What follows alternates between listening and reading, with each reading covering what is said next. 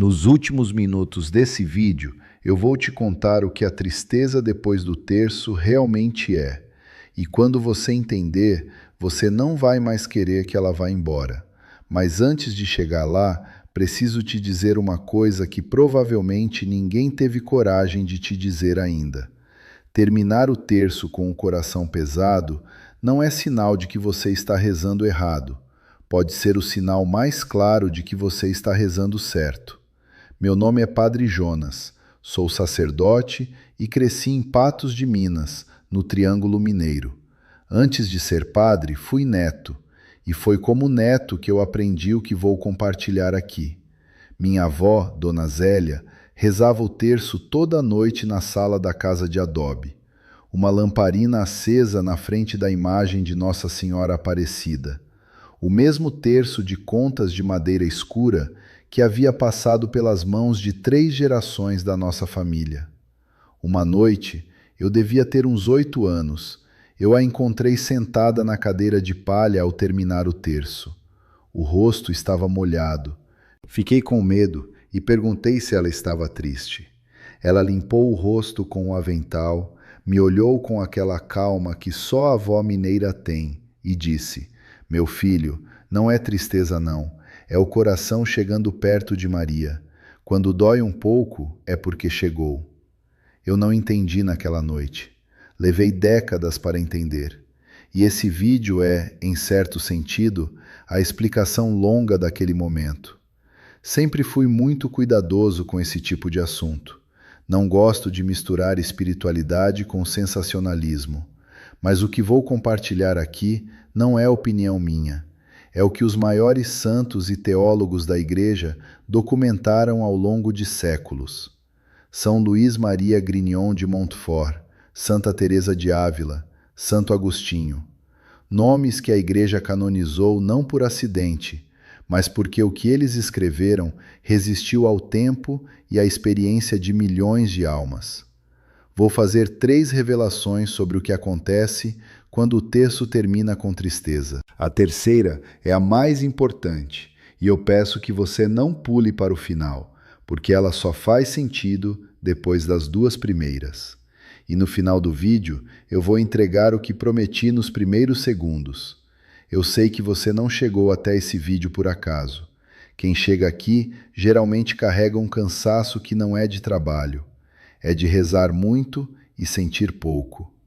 Se você quer que eu continue trazendo esse tipo de conversa toda semana, me inscreva no canal agora. Não custa nada e significa que a próxima mensagem também vai chegar até você. E se só o título já fez sentido, deixa um like antes de continuar. É a sua forma de me dizer que estou no caminho certo. Mas agora, antes de entrar na primeira revelação, preciso que você entenda o mecanismo por trás de tudo isso. O terço não é uma oração de superfície. Ele é uma oração contemplativa. Isso significa que quando rezado com sinceridade e atenção real, ele vai fundo. Ele funciona como uma drenagem. À medida que a alma se aprofunda na oração, as camadas superficiais de distração e proteção vão sendo removidas. E o que estava embaixo dessas camadas começa a emergir. São Luís Maria Grignion de Montfort, sacerdote francês do século XVIII, canonizado por Pio XII, escreveu em O Segredo do Rosário que a oração verdadeira ao terço frequentemente produz não consolação imediata, mas aquilo que ele chamou de claridade dolorosa. O coração que se aproxima de Maria começa a enxergar com mais nitidez, e o que enxerga pode doer antes de curar. Isso não é falha, isso é funcionamento. E é exatamente isso que você vai entender nas próximas revelações. Vou chamar a primeira revelação de a ferida que estava escondida. Imagine uma ferida coberta por um curativo. Enquanto o curativo está no lugar, a dor parece controlada, parece gerenciável. Mas quando alguém começa a tratar a ferida de verdade, retira o curativo e aplica o remédio, a dor inicialmente aumenta. A ferida está exposta à luz, está sendo tocada. Isso não é piora, é o início da cura. O terço rezado com atenção real faz exatamente isso. Ele retira o curativo emocional e permite que a dor que estava escondida venha à superfície, onde ela pode ser vista, onde pode ser tocada por Maria. A tristeza que aparece no final do terço, em muitos casos, não nasceu durante a oração. Ela já estava lá. A oração apenas a trouxe à tona, e trazer à tona é o primeiro passo de qualquer cura verdadeira. Muitas pessoas que começaram a rezar o terço de joelhos, sem distração, relatam que nas primeiras semanas choraram sem entender por quê. Não estavam pensando em nada específico, apenas rezavam, e as lágrimas vinham. Isso não é sinal de desequilíbrio, é sinal de profundidade. A instrução prática da primeira revelação é esta: ao terminar o terço e sentir tristeza ou peso, não feche o terço imediatamente. Não levante para fazer outra coisa. Fique sentado em silêncio por 3 minutos, com o terço ainda nas mãos. Pergunte em voz baixa, uma única vez: Maria, o que você está me mostrando? Depois, anote numa folha de papel simples a primeira palavra ou imagem que vier à cabeça. Não analise, não julgue, apenas escreva. Faça isso por 7 dias consecutivos. Ao fim dos 7 dias, leia o que anotou. A maioria das pessoas descobre que o terço estava revelando a mesma coisa repetidamente. Uma preocupação, um nome, um medo que elas estavam carregando sem nomear. Você vai pensar agora: mas eu rezo o terço há 40 anos e nunca tinha acontecido assim antes. Isso não contradiz o que estou dizendo, confirma. A oração aprofunda com o tempo. O que emerge depois de 40 anos de fé é o que só uma alma madura consegue suportar ver. A sua tristeza não é sinal de regressão, é sinal de maturidade espiritual. Agora quero te apresentar alguém, porque o que vou falar na segunda revelação fica mais claro quando você conhece essa história. Dona Conceição mora em Piumhi, uma cidade de 35 mil habitantes, às margens do Lago de Furnas, onde todo mundo se conhece pelo nome e pelo apelido. Todo mundo lá chama ela de Concinha. Tem 69 anos, viúva há 9, desde que seu Geraldo morreu de infarto num sábado de manhã. 3 filhos. O mais velho, Márcio, se afastou da igreja depois de um divórcio complicado. O caçula, Roberto, perdeu o emprego na pandemia, caiu numa depressão longa e, num momento de raiva, disse para ela: Deus existe não, mãe. Se existisse, não deixava a gente passar por isso. Dona Conceição reza o terço às 6:30 da manhã, antes do café, todos os dias, há mais de 40 anos. Tem um terço de contas de madeira cor de mel que ganhou da própria mãe no dia do casamento, em 1978. As contas centrais estão quase lisas de tanto passar entre os dedos. Ela diz que quando segura aquele terço, sente as mãos da mãe por baixo das suas. Carrega o terço na bolsa, mesmo quando não vai rezar, só para senti-lo. Ela me procurou um dia e disse, com aquela voz quieta de quem está cansada de guardar uma coisa dentro: Padre, eu termino o terço e fico com um vazio aqui no peito que não sei explicar. Acho que estou rezando errado. Acho que Nossa Senhora não está me ouvindo, ou talvez esteja brava comigo por alguma coisa que eu fiz e não percebi. Ouvindo aquilo, eu reconheci de imediato o que estava acontecendo com ela, e é exatamente o que a segunda revelação vai explicar. Eu chamo a segunda revelação de quando você reza por todos e esquece de receber para si mesma. Existe um padrão muito específico em mulheres devotas de mais de 60 anos. Elas rezam o terço inteiramente voltadas para fora, pelo filho que se afastou, pela neta que não batizou, pelo marido que está doente, pela vizinha que está sofrendo.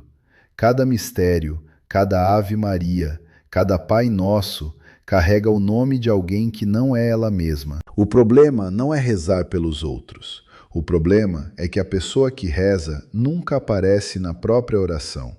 Ela é o canal, nunca a destinatária. Imagine alguém que carrega a água do poço para abastecer a família inteira todos os dias, mas nunca bebe. Com o tempo, ela sente um vazio que não consegue nomear. Ela cuida de todos, ninguém cuida dela, nem ela mesma. O terço rezado exclusivamente pelos outros, sem nenhum espaço para a própria alma, é exatamente isso. Serviço constante, sem nutrição. A tristeza que vem no final é o vazio de quem serviu, mas não recebeu. Santa Teresa de Ávila, doutora da Igreja e reformadora do Carmelo no século XVI, escreveu no Livro da Vida que a oração que não passa pela própria alma de quem reza é como semente lançada ao vento.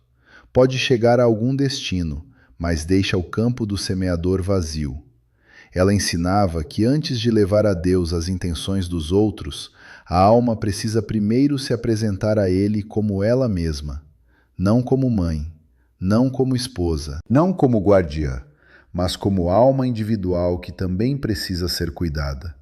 Em mais de 20 anos de confessionário, a frase que mais ouvi de mulheres devotas não foi "pequei muito", foi "Padre, eu rezo tanto pelos meus filhos e não sinto que adiantou nada". E quando eu perguntava quantos Pai Nossos ela rezava por si mesma, pela sua própria paz, pelo seu próprio coração, a resposta quase invariavelmente era silêncio. Dona Conceição ficou em silêncio quando eu fiz essa pergunta. A instrução prática da segunda revelação é esta: por 30 dias, reserve os 3 primeiros Pai Nossos do terço, os do credo ao primeiro mistério, exclusivamente para você mesma. Não pela sua saúde, não para que você tenha forças para cuidar dos filhos. Apenas, Maria, cuida de mim. 3 Pai Nossos. Para você, nada mais. Isso não é egoísmo. E se você sentiu resistência ao ouvir essa instrução, preste atenção nessa resistência, porque ela é exatamente o problema. Quem aprendeu que se cuidar é egoísmo, nunca consegue receber, nem da oração. Santo Agostinho respondeu a essa objeção antes que ela existisse. Ele escreveu que o amor ordenado, o amor que Deus manda, começa em si mesmo. Ama ao teu próximo como a ti mesmo pressupõe que você se ame. Uma mulher que nunca recebe não tem como dar de forma plena. Os 3 Pai Nossos para você não tiram nada dos seus filhos. Abrem o canal pelo qual você ora por eles. Agora chegamos ao que eu prometi no início, a terceira revelação, e é a mais importante das 3. Mas antes de entrar nela, eu quero te perguntar algo. Você já sentiu algum desses sinais depois de terminar o terço? O primeiro sinal é este. A tristeza começa exatamente no momento em que o terço termina, não durante a oração, no instante em que você fecha. O segundo sinal. Logo depois de terminar, você sente uma vontade de rezar de novo que não sabe explicar. Algo que parece estranho até para você mesma.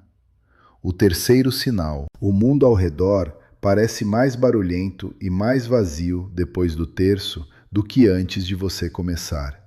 A televisão incomoda, a conversa banal irrita. O silêncio pesa de um jeito diferente. O quarto sinal. Lágrimas que vêm sem motivo aparente. Você não está pensando em nenhuma dor específica. Não está lembrando de ninguém, mas o rosto molha. E o quinto sinal, que é o mais surpreendente e que quase ninguém fala em voz alta. Você sente algo parecido com uma raiva suave e inexplicável. Como se alguém tivesse aberto uma janela com uma vista linda e fechado depressa demais. E essa sensação desaparece completamente no momento em que você entende o que é. Se você se reconheceu em 3 ou mais desses sinais, essa revelação é diretamente para você. Eu chamo a terceira revelação de a saudade que ninguém ensinou que existe. A tristeza que aparece após o terço em pessoas devotas de longa data não é, em muitos casos, tristeza de coisa alguma deste mundo. É saudade do céu. A alma foi criada para Deus. Isso não é metáfora, é doutrina. E quando essa alma toca brevemente a presença de Maria durante o terço, ela sente o contraste entre aquela proximidade e o retorno à vida cotidiana. É como alguém que acorda de um sonho muito bom e, nos primeiros segundos, sente uma perda inexplicável. Não porque perdeu algo ruim, mas porque o que tinha no sonho era melhor do que o que tem acordada. O terço rezado com profundidade real aproxima a alma de sua origem e de seu destino. Quando termina e a pessoa volta ao mundo, a alma sente a distância que ainda resta. Isso não é tristeza, é anseio. É o coração funcionando exatamente como foi criado para funcionar. Santo Agostinho escreveu isso no século IV, no primeiro livro das Confissões, numa frase que resume uma vida inteira de teologia. Tu nos fizeste para ti, Senhor, e o nosso coração está inquieto enquanto não repousa em ti. Agostinho poderia estar descrevendo o que você sente depois do terço hoje. Essa inquietação não é fraqueza. É o seu coração funcionando exatamente como foi criado para funcionar. É a prova de que você ainda busca, de que ainda há fé viva dentro de você. Quando esse estado aparecer depois do terço, não tente afastá-lo. Não ligue a televisão. Não vá fazer café. Sente-se por mais 5 minutos e diga em voz baixa, uma única vez: Senhor, eu sei o que isso é. É saudade sua. Essa nomeação, que a tradição contemplativa chama de reconhecimento, transforma a tristeza sem sentido em oração consciente. E a consolação, relatam muitos que praticaram isso, frequentemente vem. Não como euforia, como uma paz quieta e duradoura, que é diferente de tudo que se sente em qualquer outra circunstância. Você vai pensar: mas isso é muito bonito para ser verdade no meu caso. Eu sou uma pessoa simples, não sou santa. Santo Agostinho era filho de uma mãe simples que rezava por ele há décadas, Santa Mônica. A saudade de Deus não é prerrogativa de santos canonizados. É a condição de qualquer alma que ainda está viva e ainda busca. Agora vou dar 5 instruções práticas para você levar daqui. A primeira instrução: ao terminar o terço e sentir o peso, não feche o terço ainda. Segure-o nas mãos por 3 minutos em silêncio. Pergunte uma única vez: Maria, o que você está me mostrando? Escreva numa folha simples a primeira coisa que vier. Faça isso por 7 dias. A repetição revela o que a tristeza está carregando. A segunda instrução, e essa vai te surpreender: reserve os 3 primeiros Pai Nossos do terço para você mesma, todo dia, por 30 dias. Não pelas suas intenções de saúde, não pelos filhos, apenas: Maria, cuida de mim. Quem aprende a receber na oração passa a dar com mais força, não menos. A terceira instrução: quando as lágrimas vierem durante ou depois do terço sem motivo aparente, não as interrompa, não se levante, não se desculpe internamente, deixe-as vir. Essas lágrimas não são fraqueza, elas são a linguagem da alma quando as palavras não chegam. A quarta instrução: por 15 dias, ao terminar o terço, diga em voz alta o nome da pessoa pela qual você mais reza, apenas o nome, sem pedir nada, sem explicar nada. Pronunciar o nome em voz alta na presença de Maria é uma entrega que vai além do que qualquer petição consegue fazer. Você está colocando esse nome nas mãos dela sem condições. A quinta instrução é a mais difícil, e é a mais transformadora. Por um mês inteiro, ao terminar o terço, resista ao impulso de avaliar se a oração funcionou. Não meça pelo que o filho fez. Não meça pela paz que sentiu ou não sentiu. Apenas diga: fiz a minha parte, o resto é com você. Isso não é indiferença, é a forma mais madura de fé que existe. É largar o controle que você nunca teve. Quando você para de medir a oração pelos resultados visíveis, começa a perceber os invisíveis, que sempre foram os maiores. 21 dias depois da nossa conversa, Dona Conceição me mandou uma mensagem pela paróquia. Ela disse que algo havia mudado. Não no Roberto, ele ainda não havia voltado, mas nela.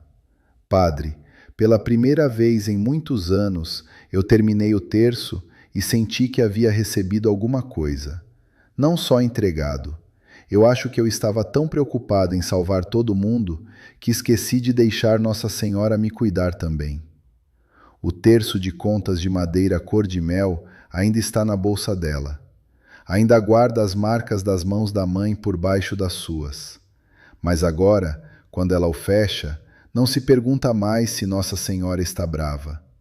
Ela sabe que o peso que sente às vezes não é abandono, é chegada. O coração que foi criado para Deus nunca vai se sentir completamente em casa enquanto ainda está aqui. A tristeza depois do terço pode ser exatamente isso. O sinal mais honesto de que você ainda busca, de que o seu coração ainda não se conformou com o que o mundo oferece, de que há dentro de você uma fome que só o céu vai saciar completamente. Esse não é um defeito, é a sua maior dignidade. Se a história de Dona Conceição tocou alguma coisa em você hoje, se você se reconheceu naquele terço gasto, naquele vazio que ela não sabia nomear, então esse vídeo foi feito para você. Se inscreva no canal para que a próxima conversa também chegue até você na hora certa. E se esse conteúdo valeu o seu tempo, compartilhe com alguém que também reza muito e talvez também esteja carregando essa dúvida em silêncio. Às vezes, uma mensagem compartilhada é a resposta que alguém estava esperando sem saber pedir. E agora, antes de encerrar, eu quero rezar com você. Nossa Senhora Aparecida, Mãe do Brasil e Mãe de cada pessoa que está aqui comigo agora. Você sabe quem está assistindo esse vídeo.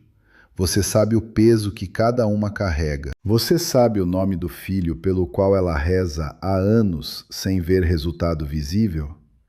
Você sabe a tristeza que às vezes fica depois do terço, a tristeza que ela nunca contou para ninguém, porque tinha vergonha de sentir o que sentia. Nós te pedimos, Mãe, que você olhe para cada uma dessas almas hoje, não como almas que falharam na oração, mas como almas que chegaram perto o suficiente de você para sentir a distância que ainda resta. Ensina a cada uma o que a minha avó Zélia aprendeu sem nunca ter lido um livro de teologia, que quando dói um pouco é porque chegou. Cuida das que estão aqui, Mãe. Cuida também dos filhos pelos quais elas rezam.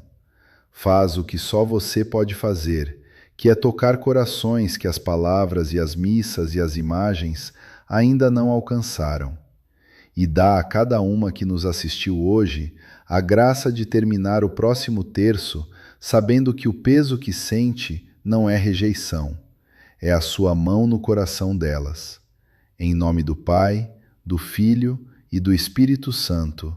Amém. Que Deus te abençoe, que Nossa Senhora te cubra com o manto dela e que você durma essa noite um pouco mais leve do que estava antes de começar esse vídeo.